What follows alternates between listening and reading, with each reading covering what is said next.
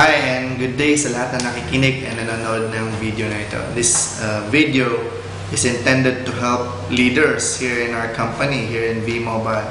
And when I say leaders, I mean if you have at least 2 partners, I consider you as a leader.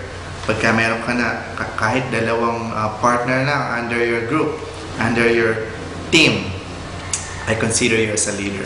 Right? Pag wala pang partners, technopreneur pa lang. So we'll be talking about this material na available din sa Facebook natin. 3 most important things to do for you to succeed in V-Mobile. Right? Maraming nag-join ng V-Mobile pero nagtataka sila bakit hindi sila kumikita, bakit hindi sila nagiging successful. Pwede na may mali silang ginagawa. Right? Or baka hindi nila nagagawa yung mga tama o yung mga kailangan gawin. So ito, kinumpile natin and we want to talk about this today. So basahin ko lang, as a new technopreneur, here are the things that you need to do to maximize the opportunities in our V-Mobile business. Income is sure. It is you who will decide how much and how fast you will earn. Alright? So ito ang mga kailangan nating gawin. Number 1, learn the business by reading the quick guide. So pag inabot sa dikit, basahin muna natin yung quick guide. Iba kasi, ang tagal-tagal na members, pag tinanong mo, nabasa na yung quick guide, hindi pa na nababasa. Very important, read the quick guide. Number 2, study the facts, yung mga frequently asked questions. So, most ng mga questions na itatanong natin as a new member ay nandoon. Nandoon din po yung mga sagot. Right? Number 3, practice the presentations. So, kahit na isang company lang tayo, isang product, isang compensation plan, iba-iba pa rin yung pagpe-present, iba-iba yung way, yung style natin ng presentations. So, panoorin natin, tingnan natin paano ba nila na-present yung V-Mobile. Aralin natin sa umpisa, madalas lang natin pinapanood and later sinasabay na natin and eventually, ikaw na nagpe-present ng business. Alright? Explore the websites. We have 2 websites.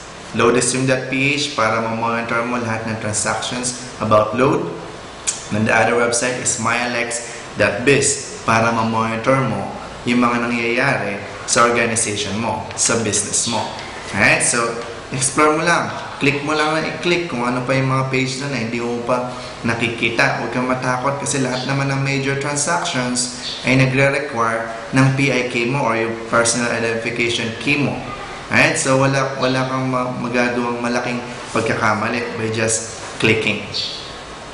Then, attend meetings and trainings. So, meetings, we have the business opportunity meetings or natawag natin na BOM, B-O-M. Attend ka lang. Yung iba kasi nahihiya na umattend kasi wala naman akong bagong na-invite. It's okay. Mahalaga, umattend ka pa rin para naririnig mo pa rin yung presentations. Maalala mo na mas lalo mo natututunan yung negosyo. We also have trainings para sa mga existing members. So, mahalaga, attend ka ng training para mas lalo kang matuto ano ba yung mga tamang gawin as a member.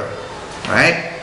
Then, lastly, mapapansin nyo, sa last ko talaga siya nilagay. Ask questions for clarification. Yung iba kasi, sa umpisa pa lang, tanong lang tanong, hindi pa naman nababasa yung quick guide. Hindi pa nababasa yung facts. Hindi pa napapanood lahat ng presentations. Alright? So, very important. Gawin mo na lahat yan. Then, we'll ask for clarifications. Okay lang magtanong kasi minsan nabasa mo pero hindi mo pa rin siya maintindihan. Okay lang. That's the time you ask questions. So again, number 1, learn the business. Number 2, share the opportunities. Yung opportunity na meron tayo sa V-Mobile, pagkatapos na itong malaman, matutunan, gamitin, it's time for us to share the opportunity. Alright? First thing you need to do, at least maglista ka 100 names na kakilala mo. Parang ang dami ng 100, di ba? Pero pagkaisipin mo, konti lang yan. Kamag-anak mo, ilan na? Kaibigan mo, ilan na? Ilan yung nasa cellphone mong contacts? Ilan yung nasa Facebook mo? Right? Iba sa atin, hundreds ng friends sa Facebook. Iba, 1,000 pa. O sabihin mo ng kalahati lang ng totoong kaibigan mo. Ilista mo yung pangalan mo. Kasi pag nilista mo yung pangalan, number 2, ang gagawin mo, you let them know that you are a member of V-Mobile. Bakit kailangan nilang malaman na nasa V-Mobile ka? Kasi bukas baka may mag-share sa kanya ng opportunity sa V-Mobile. dapat sa'yo na siya magjo-join, pero nag-join dun sa nag-share sa kanya na hindi niya kakilala. Bakit? Hindi niya kasi alam na nasa V-Mobile ka pala. Alright? So, very important. At least malaman niya. Through Facebook, pwede naman. I-tag mo lang siya. Share mo. At least, i-text mo. Oh, friend, may bago akong business. It's V-Mobile. Pag-usapan natin later. Alright? Ako kasi, personally, experience ko. Nag-join ako sa V-Mobile sa tao nag-present sa akin, hindi ko kakilala. Then later, nalaman ko, may mga friends pala ako na nasa V-Mobile. Sayang. Dapat kami ang magka-grupo. But it's okay. Number 3, meet up and share V-Mobile. Yung one-on-one presentation is still most effective. Ang pinaka-effective pa rin yung i-meet mo sila. Mag-merienda kayo, magkape kayo, meet mo lang. Right? Iba pa rin yung nagkita kayo. Kahit maliit na time lang, 30 minutes to an hour. Right? Use Facebook. Post, tag, share, comment, like.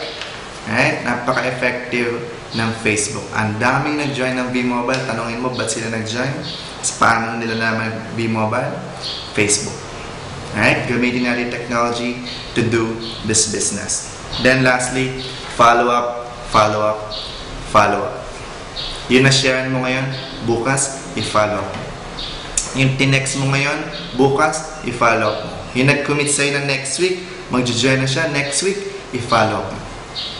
Alright? So again, number 1, learn the business. Number 2, share the opportunity. Lastly, number 3, duplicate yourself. So pagkatapos mo matutunan, pagkatapos mo ma-share yung opportunity sa V-Mobile, may partners ka na, ang kailangan mo na gawin yan is to duplicate yourself. Alright? I-duplicate mo yung ano yung meron ka.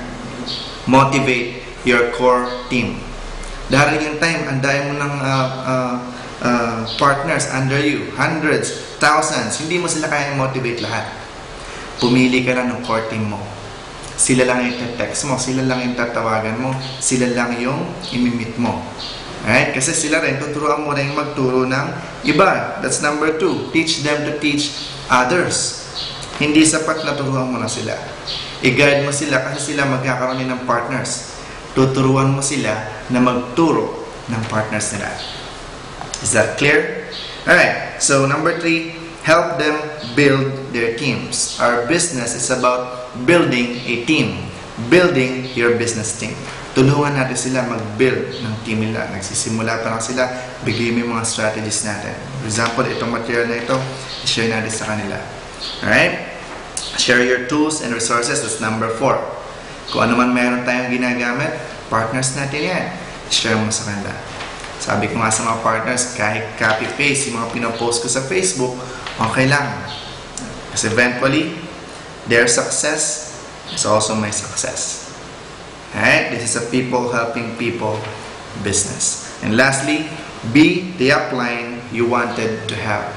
If you have expectations na nag-invite sa'yo, yun ang mga gagawin mo sa mga invite mo. Let's stop thinking about negative things kasi pagkaya na tinignan natin, ang dami. Let's always think positive. Alright? Kung ano yung maituturo natin sa mga partners natin, just give. Just help. Eventually, makikita mo, nagsasucceed ka sa V-Mobile. Kasi dagi ko sinasabi, dito sa V-Mobile, we don't need downlines. Hindi natin kailangan ng downlines. Ang kailangan natin sa V-Mobile, leaders. And magsisimula yan sa'yo. Kahit gano'ng karami yung downlines mo, kung wala kang leaders, sayang lang. So I hope nakatulong itong short na discussion natin about this material. 3 bagay na kailangan natin gawin to succeed in V-Mobile. I always believe that V-Mobile is for everyone who wants to succeed in this life. So if you're ready, let me know and I'm here to help you. Again, this material is free. Nasa Facebook page natin yan, facebook.com/vmobilewinners. Alright, marami pang resources doon. You can use it whenever you want. So, thank you again for watching and I hope to see you at the top. God bless us all. Thank you.